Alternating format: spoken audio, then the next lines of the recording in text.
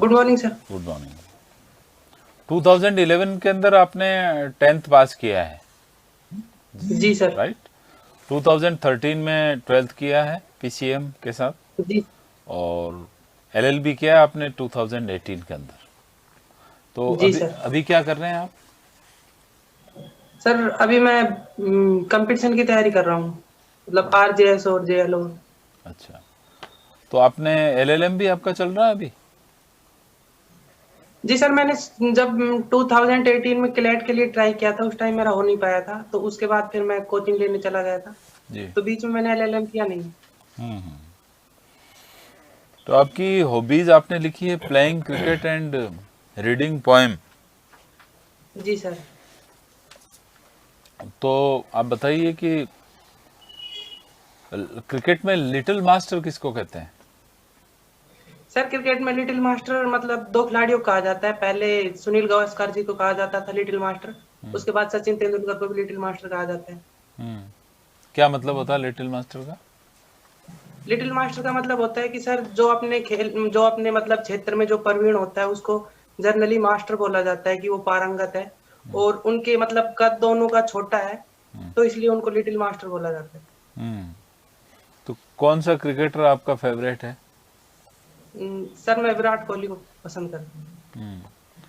तो विराट कोहली के नाम कौन कौन से वर्ल्ड रिकॉर्ड्स हैं, मुख्य थे बताइए। सर विराट कोहली के नाम मतलब इंडिया के सबसे सफल कप्तान बन गए हैं टेस्ट टेस्ट मतलब जीतने में, और चौवन चौवन के एवरेज से रन बना रहे हैं टेस्ट क्रिकेट में, और बाहर ऑस्ट्रेलिया में कप्तान के तौर पर जीत दिलाने में भूमिका निभाई है। तो वो पहले कप्तान थे जिन्होंने ऑस्ट्रेलिया में जाके विजय प्राप्त की थी। और मतलब सभी फॉर्मेट में T20 वनडे और टेस्ट में 50 से ऊपर एवरेज से खेलने वाले एकमात्र खिलाड़ी हैं विश्व में विराट कोहली। और सर काफी क्या काफी? मतलब काफी रिकॉर्ड है और भी। और सेकंड आपकी हॉबी है रीडिंग पोएम। तो जी सर। किसकी कौन सा पोएट आपका फेवरेट है? सर मैंने पोएम पढ़ना अच्छा लगता है। सबसे ज्यादा मैंने रामधारी सिंह दिनकर की जो रश्मि रथी कविता है हाँ, वो सबसे अच्छी लगती है। बताइए, सुनाइए। अ, सर याद तो मतलब नहीं है मुझे, उसके कुछ कुछ मतलब वो छंद याद है, इतना पूरा याद नहीं है। चलो, कुछ जो छंद याद हो सुना दीजिए। हाँ सर। सर अभी तो रिकॉल नहीं कर पा रहा हूँ मैं। अच्छा अच्छा, चलो ये बताओ कि क्या एक सख्त व्यक्ति अच्छा जूनियर लॉ ऑफिसर हो सकता है?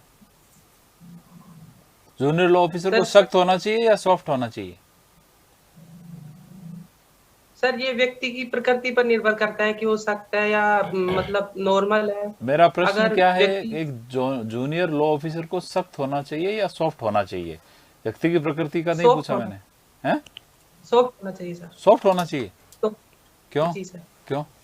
क्योंकि जब आप व्यक्ति सॉफ्ट होता है तो मिलनसार रहता है, लोगों से अच्छे से बात करके उनसे जानकारियां प्राप्त करने में और लोगों के साथ तालमेल और सामंजस्य बैठाने में आसानी रहती है, हम्म। और बेहतर तरीके से काम कर पाता है व्यक्ति।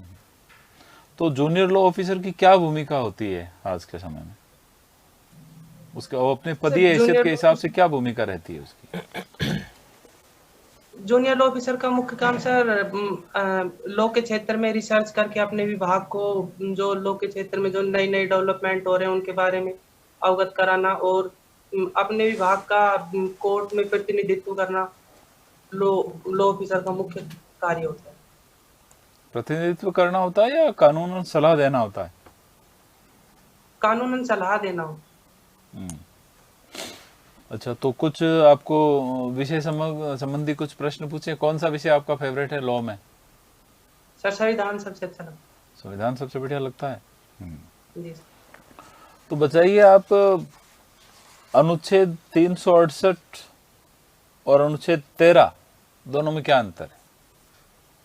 सर अनुच्छेद 368 में संविधान संशोधन के बारे में बताया गया है कि संविधान संशोधन की क्या प्रक्रिया होगी, और केशवानंद भारती केस के बाद इसमें ये भी बताया गया है कि इसके अंदर ही संविधान संशोधन की शक्ति है, और अनुच्छेद 13 के अंदर बताया गया है कि जो न्यायिक पुनरावलोकन की शक्ति होती है कोर्ट के पास, वो अनुच्छेद 13 में बताया गया है। अनुच्छेद 13 मूल अधिकार से संबंधित है, जिसमें 4 भाग है।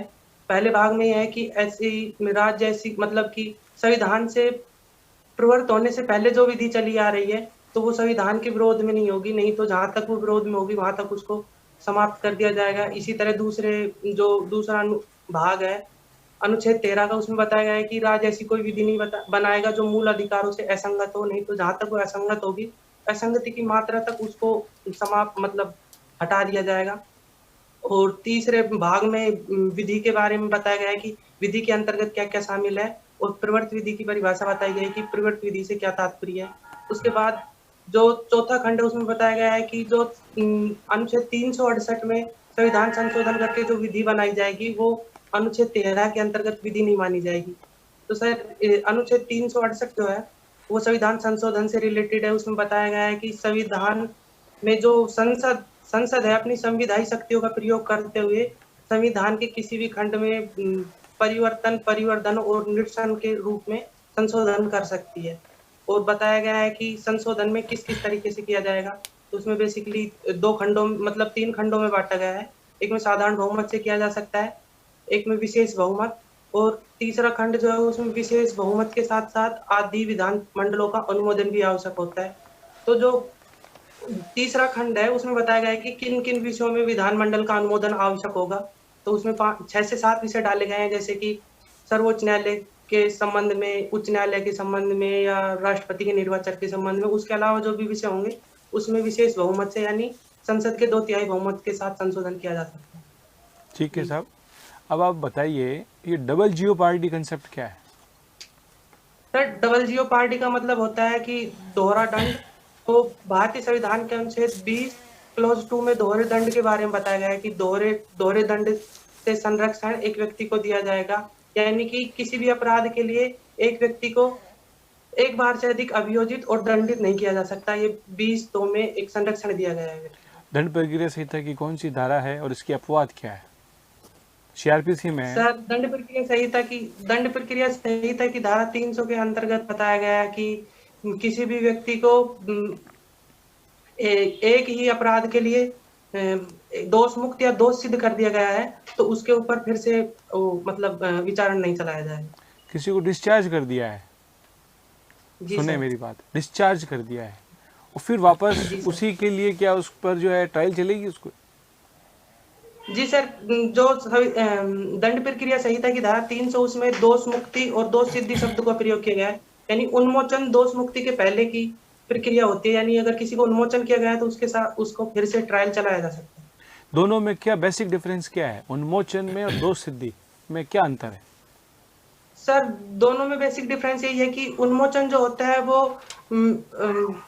आरोप विरचित करने से पहले की प्रक्रिया है, यानी आरोप विरचित करने से पहले किसी भी अभियुक्त का उन्मोचन किया जा सकता है और आरोप विरचित करने के बाद उसकी दोष मुक्ति होती है। उन्मोचन में बेसिकली ये होता है कि उसके ऊपर फिर से कार्रवाई शुरू की जा सकती है, यानी कि उसको परमानेंट रिलीज नहीं किया जाता, लेकिन दोष मुक्ति में एक बार अगर उसको दोष मुक्त कर दिया है तो उसके ऊपर फिर से कार्रवाई नहीं की जा सकती। आरोप के बेसिक कंटेंट क्या है? आरोप से आप क्या समझते हैं? दोनों बातें इसमें बताइए। सर आरोप में बेसिक कंटेंट, आरोप में मुख्यतः आरोप का उद्देश्य होता है कि जो अपराधी ने मतलब अभियुक्त है उसने जो अपराध किया है उसके बारे में उसको अवगत कराया जाए। तो उसमें मुख्य कंटेंट में यही डाला जाता है कि आपने कौन सा अपराध किया है, किस विधि के अंतर्गत किया गया है, आपके ऊपर कौन सी धारा लगाई जा रही है, और आपने किस समय मतलब अगर उससे प्रॉपर उसको सूचना नहीं मिल पाती है तो उसे अपराध के समय और स्थान के बारे में बताया जाएगा, और अगर तब भी प्रॉपर सूचना नहीं मिल पाती है तो उसको अपराध की रीति भी बताई जाएगी कि आपने किस किस रीति से अपराध किया। तो ये बताइए मुझे, क्या आरोप में न्यायालय विचारण के अगले प्रक्रम में परिवर्तन कर सकता है? जी सर, आरोप में परिवर्तन किया जा सकता है। कब तक? कभी भी निर्णय सुनाए जाने से पहले कभी भी आरोप में परिवर्तन कर सकता है। आरोप में कोई बात मिसिंग रह गई, क्या उसकी ट्रायल पर कोई प्रभाव पड़ेगा? जैसे आरोप में समय व स्थान नहीं बताया गया, केवल ये बताया गया कि आपके ऊपर इन धाराओं पर आरोप है और आपको जो है क्या कहना है। अब यहाँ जैसे कि आपने बताया था कि समय स्थान ये नहीं बताएगा, ये नहीं बताया जाना उस प्रोसीडिंग पर क्या प्रभाव डालता है? सर उसमें कोर्ट को ये देखना होता है कि अगर समय और स्थान अगर नहीं बताए तब भी उसको अपराध के बारे में प्रॉपर सूचना मिल गई है तो कोई प्रभाव नहीं डाल पाएगा। लेकिन अगर कि समय और स्थान नहीं बताया है और उस वजह से अपराधी मतलब थोड़े भुलावे में पड़ गया है और उस वजह से अगर न्याय नहीं हो पा रहा है तो फिर वो प्रोसीडिंग पे प्रभाव डालता है। चलो कोई बात नहीं, ये आप क्रिमिनल प्रोसीजर में लिमिटेशन के बारे में क्या जानते हैं?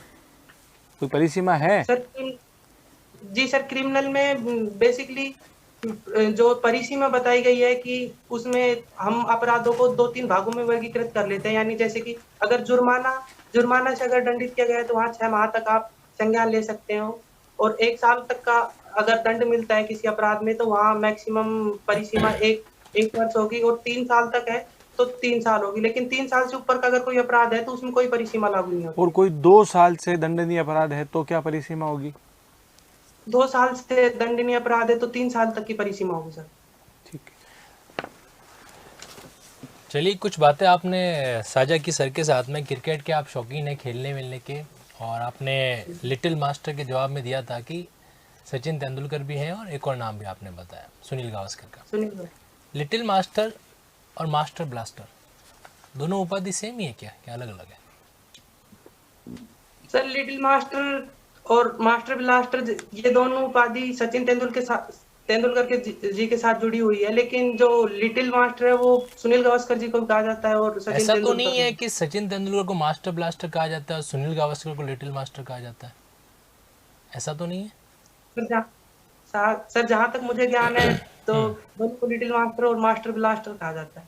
और मतलब सचिन तेंदुलकर को मास्टर ब्लास्टर भी कहा जाता है और लिटिल मास्टर भी कहा जाता है और सुनील गावस्कर को लिटिल। आप में आपके अकॉर्डिंग क्या खूबी है आपके व्यक्तित्व के अंदर? सर मेरे अकॉर्डिंग मुझ में खूबी कि मैं लोगों से अच्छे से रूबरू हो पाता हूँ, अच्छे से मतलब बात कर पाता हूँ और बिना झिझक के अपनी बातें रख पाता हूँ। यही सबसे बड़ी खूबी है। थोड़ा मिलन। आप बड़े मिलनसार हो, और हुआ ये कि जब आप जेलो बन गए, आपने कार्यालय ज्वाइन कर दिया ना, तो वहाँ पर आपके जो सहकर्मी है, एक महिला थी, और उस महिला कर्मी को आपसे कोई दूसरी दिक्कत थी, कोई दूसरी भड़ास निकालनी थी, और उसने आपके ऊपर है जो लैंगिक उत्पीड़न का है जो अपराध लगा दिया, मतलब उसके बारे में आपकी शिकायत कर दी। अब आप तो मिलनसार थे इसलिए आप नॉर्मल बातें कर रहे थे उनसे, ये आपका कहना है। महिला ने ये आरोप लगा दिया है, आपकी क्या प्रतिक्रिया होगी, रिएक्शन क्या होगा आपका? सर मैं समझाने की कोशिश करूंगा कि मेरा ऐसा कोई मतलब इरादा नहीं था, आप गलत समझ रहे हो, या जिन्हें शिकायत की गई है उन्हें के लिए मतलब अपने व्यवहार के बारे में बताऊंगा कि मेरा ऐसा कोई इरादा नहीं था और मैंने मतलब ऐसा कुछ करने की कोशिश नहीं की है और ना मेरा कभी इरादा रहा है, तो मैं समझाने की कोशिश करूंगा। मतलब आप अपने इरादे को साबित करोगे? जी सर। एविडेंस लॉ में प्रूफ ऑफ इंटेंशन कहीं पर है?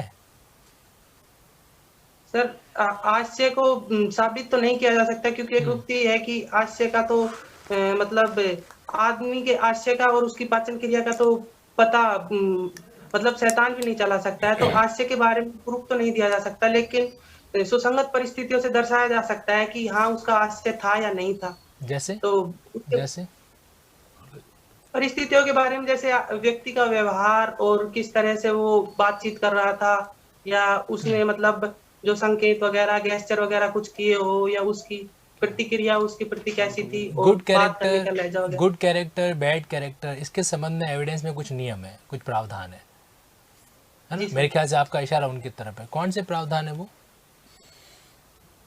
सर गुड कैरेक्टर और बैड कैरेक्टर के बारे में सेक्शन 52, 53, 54 और 55 में बताया गया है, तो इनको 2 भागों में बांटा गया है। ठीक है, सिविल और क्रिमिनल में। मुझे ये बताओ कि ये प्रावधान आप अपने डिपार्टमेंट में सफाई देते समय इस्तेमाल कर सकते हो? सर मैं गुड बिहेवियर का तो साक्ष्य दे सकता हूँ अकॉर्डिंग टू लॉ की, क्योंकि किसी भी अभियुक्त को यह अधिकार होता है कि वो अपने अच्छे चरित्र का साक्ष्य दे सकता है। यानी कि एविडेंस के प्रावधान जो है आप अपने डिपार्टमेंटल इंक्वायरी जो आपके खिलाफ चलेगी लैंगिक उत्पीड़न की, उसमें आप इस्तेमाल कर सकते हैं? नहीं सर, ऐसी कोई बात, जो एविडेंस एक्ट है वो डिपार्टमेंटल कार्रवाई पर लागू नहीं होता, लेकिन एक सहज बुद्धि के हिसाब से दे सकते हैं। गुड एविडेंस दे सकते हैं कोर्ट में, आप कंफर्म हो? जी good sir, good behaviour evidence का नहीं, एविडेंस। गुड कैरेक्टर की एविडेंस दी जा सकती है। जी सर, अब अभियुक्त तक यदि चाहे तो वो अपने गुड बिहेवियर का एविडेंस दे सकते हैं। फिर ये भी अधिकार होता है सामने वाले प्रतिपक्षी को कि वो बैड एविडेंस, बैड कैरेक्टर की एविडेंस भी देने का उसको राइट अराइज हो जाता है, ये भी है। जी सर, अगर कोई गुड बिहेवियर का एविडेंस देता है तो उसके चलो एक जवाब में साइकोलॉजी का प्रश्न पूछता हूं, है ना, हमारी आपसे थोड़ी अपेक्षाएं बढ़ गई, इसलिए मैं एक साइकोलॉजी का सवाल पूछ रहा हूं कि एक लड़की की माँ की डेथ हो गई, तो जी सर। उसकी माँ की डेथ हो गई तो उसके दाह संस्कार में बहुत से लोग आए, तो जी उस दौरान एक उस लड़की को एक लड़के से प्यार हो जाता है जी सर। और वो रियल लव हो जाता है उसको, और वो उससे शादी करना चाहती है, लेकिन वो उस लड़के का नाम, पता, फोन नंबर, एड्रेस ले उससे पहले ही वो लड़का चला जाता है। जी तो कुछ समय बाद उस लड़की ने अपनी बहन की हत्या कर दी। आपके हिसाब से उसने ऐसा क्यों किया?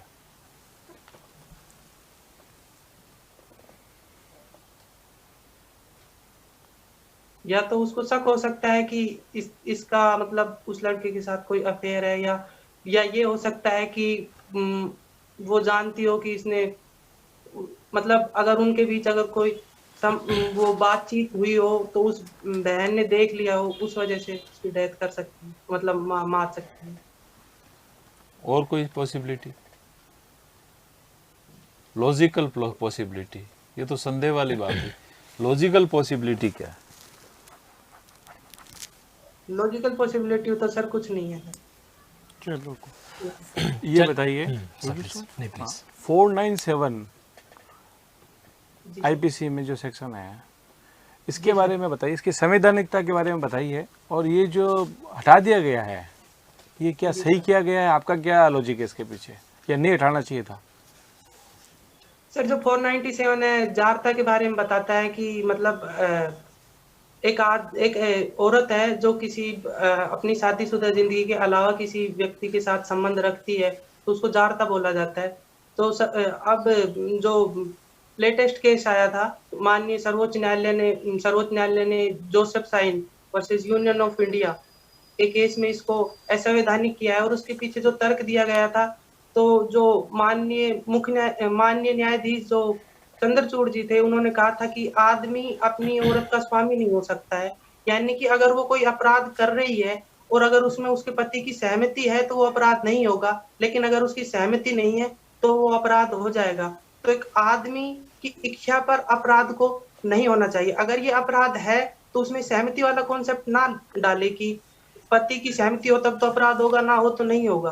तो ये वाला कॉन्सेप्ट अगर हटा दे तो फिर ठीक है। और इसमें एक चीज और डाली जाए कि मतलब पुरुष और स्त्री, इसमें जो सर पहले वाले केसों में भी एक वो दिया गया था कि इसमें स्त्री को दंडित नहीं किया जाता था और पुरुष को दंडित किया जाता था, स्त्री को उत्प्रेरक के रूप में भी दंडित नहीं किया जाता था। तो अगर इसमें समानता के साथ अगर इसको मतलब ट्रीट किया जाए और दोनों को समान रूप से दंडित किया जाए तो कोई दिक्कत अच्छा नहीं है। ये बताइए, मुझे मेरी जिंदगी खत्म करने का अधिकार है? मैं खुद अपने आप को खत्म कर सकता हूँ? सर, एक आदमी को अपनी जिंदगी खत्म करने का अधिकार नहीं है। एक वो जो लीगल कॉन्सेप्ट है पेरेंट्स पैट्रिया, मतलब कि आदमी की जो स्वामी होता है वो राज्य होता है, और राज्य अपने मतलब राज्य के अपने बच्चों की तरह लोगों का भरण पोषण करता है पेरेंट्स पैट्रिया के अनुसार। तो एक आदमी को अपनी जिंदगी खत्म करने का कोई राइट नहीं है। लेकिन अब जो नया केस आया है common cause registered society versus union आप ऑफ थोड़ा इंडिया, सा प्रिसाइज आंसर दीजिए, अधिकार है या नहीं है? सर नहीं है। नहीं है, ओके। एक आखिरी सवाल आपसे, ये जो आपके जेलों की भर्ती हो रही है ये कौन से नियमों के तहत हो रही है? कोई कानून बना हुआ है? विज्ञापन पढ़ा था आपने, एडवर्टाइजमेंट जेलों का? इस बारे में जानकारी नहीं। चलिए, ओके। जी सर। हाँ, तो आपकी उम्र को देखते हुए, आप मात्र 22 वर्ष आपकी उम्र है, और उम्र के हिसाब से आपका ज्ञान विषय के प्रति, आपकी विषय की पकड़ बहुत अच्छी है, और आपने जो अपनी बात कही उस बात के पीछे तर्कशीलता आपकी जो है वो भी बहुत बढ़िया, काबिले तारीफ है। तो विषय का ज्ञान प्लस आपका संप्रेषण कौशल, सारी चीज बहुत बढ़िया है। एक वो मैंने साइकोलॉजिकल प्रश्न बताया, तो ये आपने नहीं साहब, और कोई दूसरा नहीं हो सकता। ये इसको कहते हैं ओवर कॉन्फिडेंस, तो ये थोड़ा ठीक नहीं है ना। अति आत्मविश्वास फिर वो ठीक नहीं होता है ना। एक ही पहलू के 1000 वो हो सकते हैं, है ना, एक बात के 1000 पहलू हो सकते हैं, है ना। और जो मैंने प्रश्न पूछा था उसका जवाब भी आपको बता देता हूं कि, और उसमें जवाब थोड़ा सा ढंग से आप सुनते तो उसमें जवाब था मेरे प्रश्न में। मैंने कहा था कि वो उसका नाम पता नहीं ले पाती है, उससे पहले वो गायब हो जाता है, तो फिर वो अपनी बहन की हत्या कर देती है। तो वो चूंकि उसका ये मानना है कि जो व्यक्ति या जो बंदा मेरी माँ के दाह संस्कार में आया है तो मेरी बहन के दाह संस्कार में भी आएगा। उसका रीजन ये है, ठीक है ना। मैंने कहा ना वो पता नहीं ले पाती है दाह संस्कार, तो उससे आपने कनेक्ट किया ही नहीं उस चीज को, ठीक है कि नहीं। चलो ओवरऑल बहुत बढ़िया आपका है ना कॉन्फिडेंस। थोड़ी सी लैंग्वेज में थोड़ी सी सिंसियरिटी डालिए बस, बाकी और बढ़िया। थोड़ी अपनी सर वो थोड़ा लोकेलिटी की वजह से टच ऐसा है। कोई बात नहीं, नॉलेज आप में अच्छा है। थोड़ी सी अपनी वेशभूषा पर, थोड़ा अपनी शेविंग पे, क्लीन शेव पे, इस पर आप फोकस करेंगे तो मैं समझता हूँ वो अच्छा है। एक सवाल मेरे दिमाग में रह ही गया, पूछ लेता हूँ मैं, वरना फिर मेरे को दुख देगा। ये बताइए, ये जो एविडेंस का जो फ्रेमवर्क है, एविडेंस को ड्राफ्ट किसने किया था? Sir James Stephens, James Stephens ऐसे कुछ करते हैं। Sir Henry Maine, Stephen and sir Henry Maine दोनों ने मिलकर किया था। चलो अच्छा है। मेरी ओर से आपको सुझाव यही है कि आप थोड़ा सा और अपने में लाइए कॉन्फिडेंस, और प्रॉपर आपका नॉलेज सही है। बाकी कोई बहुत ज़्यादा विशेष सुधार करने की आवश्यकता नहीं है आपको। मेरी ओर से तो मैं समझता हूँ कि आप one of the best candidate हो जो हमारे आज पैनल में हमने इंटरव्यू लिया है। धन्यवाद, और आप लोगों के लिए आपको गुड लक, आपको और आपके परिवार के लिए। सबसे बेहतरीन चीज़ जो आपकी थी वो थी आपकी नेचुरलिटी। बिल्कुल आपने नेचुरल स्वभाव के साथ सारी बातों का जवाब दिया, and that's really good. Knowledge पर जैसे सर ने बताया आपकी पकड़ अच्छी थी। कानूनी पहलू पर लगभग आप सब जगह आप बकायदा, मतलब जैसा ब्लैंक कहीं पर नहीं भी रखा आपने, हर जगह आपने अपना जो ओपिनियन है लीगल बात बताई है। That's really good. कुछ चीज़ें जो जरूर मैं आपको कहना चाहूँगा वो ये है कि कुछ जगह पर जैसा आपने सर ने जब कहा था कि नहीं कोई लॉजिकल तर्क नहीं हो सकता, ये थोड़ा सा पॉइंट ओवर कॉन्फिडेंस में चला जाता है ना, इस पर जरूर बचना। हालांकि सर ने इसको अच्छे से एक्सप्लेन किया भी है। बाकी ओवरऑल ठीक है, बाकी ओवरऑल बढ़िया है, इसको आप कंटिन्यू करें। All the best. Thank you.